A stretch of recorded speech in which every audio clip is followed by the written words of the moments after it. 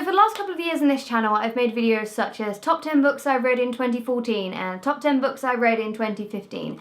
And on both of those videos, loads of you guys have commented asking if I'd ever make a video talking about all the books I've read in one of those years.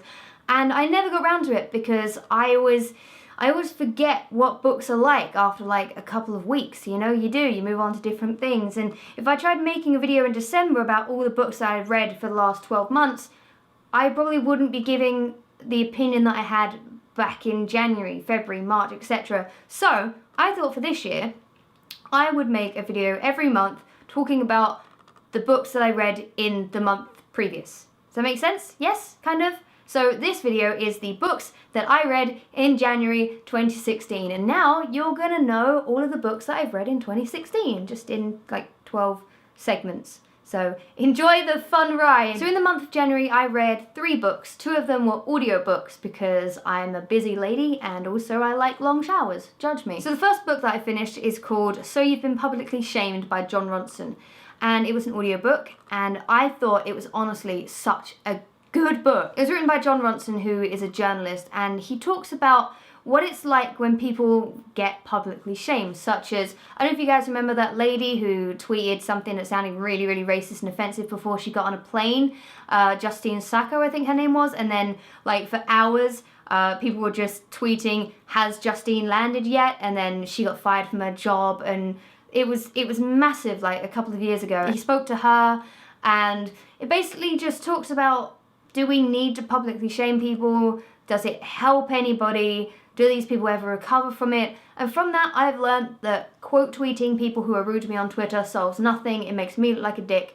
And half the time, people aren't even doing it to be malicious, like being rude to be malicious, or if they say something offensive, a lot of the time they don't even realize they're being offensive. And it's just, it was a really, really interesting book. I know I'm not selling you on it. I know that it's not very good review, but I promise you it was really good, and I gave it 5 out of 5 stars because I thought it was a fantastic book. The next book I read was actually a physical book. Hooray! 1 out of 3 ain't too bad. And it was Let It Snow by Maureen Johnson and John Green and Lauren Miracle. Is that her name? I think it's Laura. Oh, I hope I didn't get that wrong. I could look it up, but you know, I started reading it over Christmas, but it took me a while to finish it. But it was really good. Let It Snow is basically a compilation of 3 different short stories that all intertwine with each other. They're all set in the same town, and the characters from each of the 3 short stories like intertwine, like meet each other in different scenarios. It was really, really good. I think my favourite one was the first story, which was by Maureen Johnson. And then you had John Green's one, and then you had Lauren Miracle's one. I think Maureen's one was my favourite. But it was a really, really good kind of... It didn't even have to be... It's hard to explain. It's a Christmas book, but it's also not... You don't have to read it at Christmas, is what I'm trying to say. My goodness, my words have not come out right all day. I gave the book 4 out of 5 stars because I think one of the stories was a little bit weak somewhere in the middle, and I got a bit bored of the book.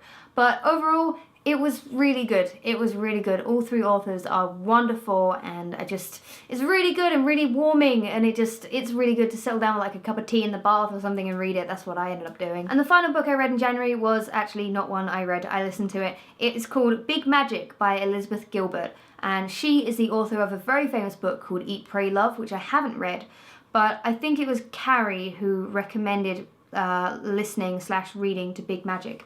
And it's basically about facing your fears with your creativity, not letting anyone say to you, you're not qualified to be creative in a certain way. And it was just about creativity. And again, I listened to it while I was having showers, you know, or in the bath. And I learnt a bit from it. I thought some of her writing and the way she said things, perhaps it's because it was an audiobook, I was a bit like, it was a bit pretentious. I think there were a lot of things she wanted to say, but a lot of her messages didn't come across because she was using so many goddamn fucking metaphors that just annoy the shit. If you've got something to say, say it. Just literally say it. Just get to the point. I don't think you need to go the long way round with things to pad out a book, if that makes sense. But the message was really good, and I gave it 4 out of 5 stars. So far this month, I have finished 1 book. I'm halfway through another book, and I'm also halfway through another audiobook, but that one is like 20 hours long, so I probably won't have that finished till like March. I know this was a bit short, but I hope you enjoyed it nonetheless, and I'll see you guys in the next video. Bye!